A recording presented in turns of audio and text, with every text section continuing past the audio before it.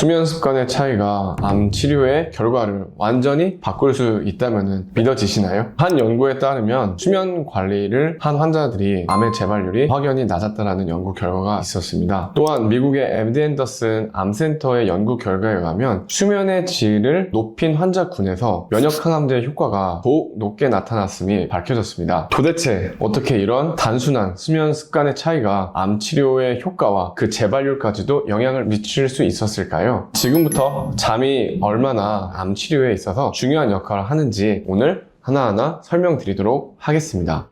네. 그러면 잠만 잘 자도 암이 안 생긴다는 말인 건가요? 물론 잠만 잘 잔다고 해서 암을 예방할 수 있지는 않겠죠. 하지만 잠을 잘 자면 어느 정도 암 예방에 기여가 되는 것이 사실입니다. 잠이 암의 중요한 이유는 한 3가지 정도를 제가 설명드릴 수 있는데요. 그 첫 번째로는 면역 기능과의 밀접한 관련성입니다. NK세포와 T세포라는 우리 몸속에서 암의 치료에 중요한 역할을 하는 면역세포들이 있는데요. 이런 면역세포들이 수면에 의해서 활성도가 낮아지기도 하고 높아지기도 하고 한다는 여러 연구 결과들이 이미 많이 나와 있습니다. 따라서 수면 부족 시에 이러한 면역세포들의 활성이 저하되어 우리의 암세포 발생에 기여할 수 있는 것이 사실입니다. 그리고 두 번째 이유는 멜라토닌 분비와 깊은 연관성을 들 수 있는데요. 멜라토닌은 강력한 항산화제이면서도 항암 효과가 있다고 밝혀진 호르몬 물질입니다. 멜라토닌은 우리 뇌에 있는 기관에서 빛의 유무에 따라서 분비되는 그런 호르몬입니다. 멜라토닌이 분비가 되면은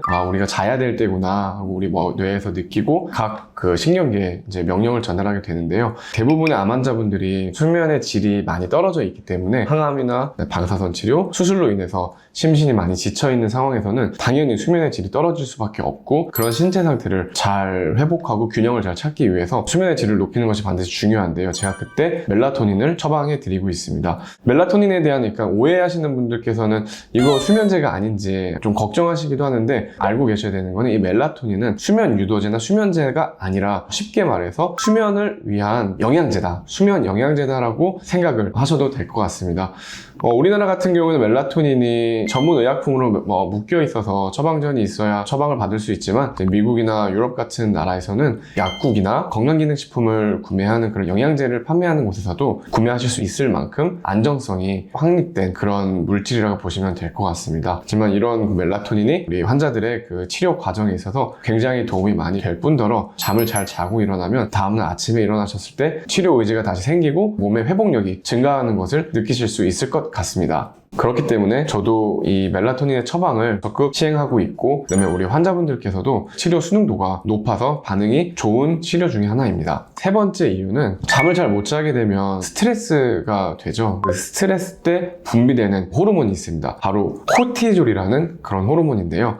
이 코티졸은 부신이라는 기관에서 만들어져서 분비가 됩니다. 일명 스트레스 호르몬이라고도 불리는데요. 스트레스를 받았을 때 분비가 증가되는 그런 호르몬입니다. 이 스트레스 호르몬인 코티졸은 우리 몸에서 각각의 신체 장소에서 염증 반응을 유도하고 촉진시킬 수 있기 때문에 결국 이런 염증 반응이 쌓이다 보면은 세포의 회복 메커니즘이 줄어들게 되고 그럼으로써 암 발생에 기여를 하게 되고 그렇기 때문에 이 코티졸이라는 호르몬이 최대한 분비를 과다하게 되지 않게끔 조절을 잘 하는 것은 중요하겠는데요. 그래서 스트레스가 암 발생에 좋지 않다는 것도 그러한 이유에서 말씀드리는 거고 수면 부족 또한 이 코티졸의 분비에 영향을 미치기 때문에 반드시 충분한 수면을 통해서 코티졸 분비를 적절하게 조절을 할 수 있어야 하겠습니다. 수면을 잘 취하기 위해서는 제가 지금 이제 말씀드리는 이 4가지 방법으로 주무시면 좋을 것 같습니다. 제가 말씀드릴 부분은 이제 일반인들의 그 수면 건강 관련된 것들은 자료가 너무 많고 검색만 가볍게 해보셔도 아마 정보들이 굉장히 많이 나올 것 같습니다. 오늘 제가 말씀드릴 주제는 특히 암 치료 중이신 분들에 있어서 어떻게 수면 방법을 취하면 좋을지에 대해서 설명을 좀 드리려고 합니다. 그 첫 번째로 신체에 나타나고 있는 증상들을 잘 조절을 하는 것이 제일 중요할 것 같습니다. 우리 암 환자분들은 이제 수술이나 항암, 방사선 이런 치료들을 이제 진행하면서 여러 가지 신체의 증상들이 부작용들이 나타나게 되는데요. 이런 증상들이 사실은 좀 어색하기도 하고 많이 힘들기도 하고 상급병원에서는 각각의 증상들을 조절하기 위해서 많은 약들을 또는 처방을 교수님들이 해주시게 됩니다. 근데 저희 환자분들을 이렇게 쭉 보면은 약 먹는 것과 친숙하지가 않기 때문에 증상들을 그냥 참고 기간이 좀 지나면 괜찮아지겠거니 하면서 지내시게 되는데 사실은 이런 상황에서 몸이 많이 망가지게 되고 우리의 수면과 삶의 균형이 완전히 무너지게 됩니다. 그렇게 되면은 암세포가 아무래도 좋아하는 상황이 오겠죠. 그리고 또한 다음 치료를 위한 스텝을 저희가 준비를 할 수가 없게 됩니다. 그렇기 때문에 저는 저희 병원에 오시는 분들에게는 암 진단 전에는 충분히 참으실 수 있었고 참아왔던 증상들이지만은 이 암 치료를 진행하는 이 시기만큼은 저를 믿고 지금 이 기간 동안만 좀 적극적으로 조절을 하면 어차피 이 치료가 끝나면 이 약들은 이제 안 봐도 되는 약들이기 때문에 이 기간만큼은 좀 적극적으로 약의 도움을 받고서라도 수면의 균형을 잘 맞추시기를 제가 강조드리는데요. 통증이 너무 심하게 되면 잠을 잘 수 있을까요? 당연히 못 자겠죠.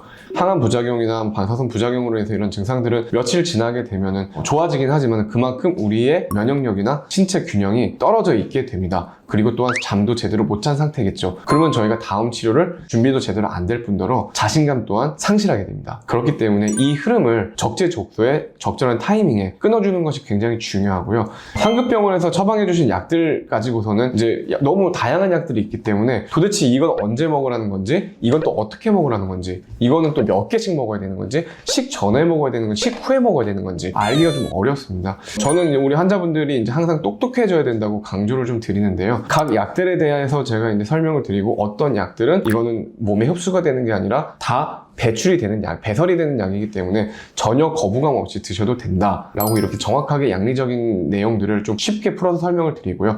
어떤 약들이 간독성이 있는 거고 어떤 약들이 콩팥 독성이 있는지 이런 것들을 정확하게 알고 구분해서 저희가 얻을 이익과 또 혹시라도 모를 그 해로움 그 사이에서 같이 상의해서 그런 증상들을 적극적으로 잡아 나가는 것은 굉장히 중요할 것 같습니다. 두 번째로 걱정이나 불안, 우울과 같은 정신 건강의 관리 또한 굉장히 중요합니다. 앞서 말씀드렸듯이 이런 약 복용하는 것에 대해서 굉장히 걱정하시는 분들이 많은 게 사실인데요. 저희 그 환자의 예를 좀 들어서 설명을 좀 드리자면은 이제 상급병원에서 계시다가 저희 병원으로 이제 전원을 오셨습니다. 표현하시기를 상급병원에서 모든 것들을 약으로 해결하려다 보니까 교수님께 본인의 증상을 시원하게 말씀을 못 하셨대요. 그래서 저한테 그러면은 한번 이야기를 한번 해보셔라. 장시간 그 어머님과 이제 면담 진료를 하면서 파악한 것은 어머님은 이 항암 치료가 너무 힘들고 이 항암제로 인한 어떤 부작용들이 나한테 나타날지 모르기 때문에 너무 걱정이 되고 불안한 마음, 그리고 이 항암제가 얼마나 나한테 효과가 있을지, 그러면 내가 이 항암 치료 하는 것이 과연 맞는 건지, 아니면 그냥 치료를 일단 중단하고 얼마나 남았을지 모르겠지만 이런 남은 시간을 조금 더 편안하게 보낼지, 이런 여러 가지 생각들 때문에 굉장히 고민을 하시면서 밤만 되면 걱정과 생각이 너무 많아지시면서 잠을 이룰 수가 없다고 이제 이야기를 주셨는데요. 제가 어머님께 그랬죠. 어머님이 지금 저에게 말씀하신 그 이야기들은 걱정을 넘어서 약간 불안증의 증세인 것 같다. 그리고 이 불안증 또한 증상이기 때문에 항암 치료를 진행하고 안 하고를 떠나서 잠을 제대로 주무시지를 못하면 이 암덩어리가 너무나 좋아하는 상황이다 라고 제가 어머님께 말씀을 드렸어요. 그래서 어머님, 이런 증상들은 잘 잘 수만 있다면 약의 도움을 받지 않을 이유가 전혀 없다. 저를 믿고 오늘 밤만 한번 제 처방대로 한번 드셔보셔라 라고 제가 잘 설명을 드렸습니다. 제가 처방한 약들은 정신건강의학과에서도 전문의들이 굉장히 안전하게 처방하는 약들로 제가 처방을 드렸습니다. 그래서 다음날 회진 때 이제 오전에 어머님 뵈러 가서 어떻게 주무셨는지 하는데 이미 말씀을 하시기 전에 표정에서 답이 다 드러나 있더라고요. 너무나 잘 잤고 선생님 말씀대로 했더니 아침밥도 다 완식하셨다 하면서 그 간병하시는 분이랑 같이 막 박수를 치시면서 저에게 고맙다고 인사를 주셨는데요. 저희 환자분들이 약에 대한 오해와 그 막연한 불안감으로 인해서 멘탈 케어가 제대로 되지 않음으로써 수면이 제대로 되지 않고, 그다음 또한 암 치료의 과정에 있어서 안 좋은 영향을 미치는 과정들 너무나 많이 봐왔기 때문에 환자분들께 저는 꼭 드리고 싶은 말씀은, 모든 걸 저는 약으로 해결하는 걸 좋아하지 않지만은 도움을 받아야 되는 것들은 반드시 받을 필요는 있다고는 생각이 좀 듭니다. 이러한 안 좋은 감정들로 인한 불면의 그 악순환을 적기에 끊어내지 못하면은 불면과 안 좋은 감정이 습관화가 되어서 면역력의 저하를 유발하게 됩니다. 저희 병원에서는 이런 안 좋은 감정들을 적기에 끊어내기 위해서 심층 면담이나 힐링 프로그램들을 같이 병행하면서 우리 환자분들이 암 치료 여정에 있어서 승리하실 수 있도록 이끌어 나가고 있습니다. 세 번째 방법은 적절한 신체 활동과 재활 운동이라고 또 설명드릴 수 있을 것 같은데요. 환자분들의 그 기분도 굉장히 많이 다운이 돼 있고 사실 이렇게 웃을 일도 별로 많지가 않은데 이번 기간 동안 이렇게 적절하게 약간 기분 좋을 정도로 아주 살짝 땀을 좀 흘려주시게 되면은 낮에